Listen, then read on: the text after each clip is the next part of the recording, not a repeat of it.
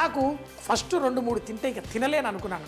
కానీ అక్కడ వాళ్ళు ఆ వెయిటర్ వచ్చి ఎలా తింటారు దీని గురించి కొంచెం ఎక్స్ప్లెయిన్ చేసిన తర్వాత తినగలిగాను, దాన్ని ఎంజాయ్ కూడా చేయగలిగాను. నూనె వేడెక్కిన తర్వాత మన తాలింపు వేసేసుకుందాం మన ఆవాలతోటి.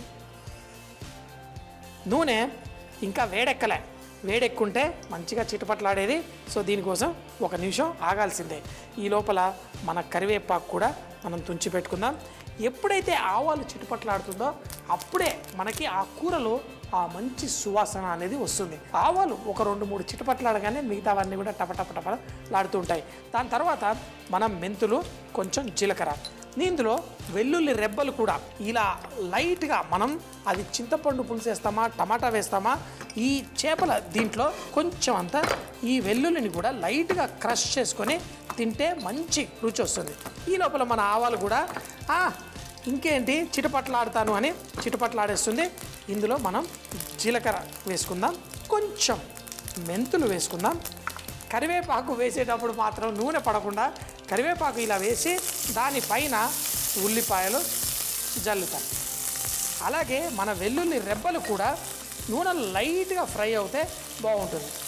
ఇప్పుడు నూనెలో ఈ వెల్లుల్లిని ఫ్రై అవనిద్దాం. ఇందులో కొంచెం ఉప్పు వేసుకుందాం. అయితే ఉప్పు మనం ఇందులో ఏంటి ఎండు చేపలు వాడుతున్నాం. ఎండు చేపల్లో కూడా కొంచెం ఉప్పు ఉంటుంది. అందుకని మనం కొంచెం జాగ్రత్తగా కొంచెం ఉప్పు వేసి ఈ ఉల్లిపాయల్ని లైట్గా రంగు వచ్చేంత వరకు చేసుకుందాం. అయితే ఎండు చేపల రుచి కానీ బలాన్నిచ్చే మన ఈ బీన్స్, వీటిని ఫ్లాట్ బీన్స్ అంటారు, బ్రాడ్ బీన్స్ అంటారు.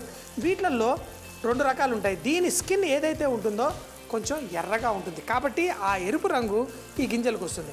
మరికొన్ని ఉంటాయి గ్రీన్ స్కిన్ ఉండి ఉంటాయి, కొంచెం తెలుపు రంగులో ఉంటాయి, వాటి గింజల్లో గ్రీన్గా ఉంటాయి.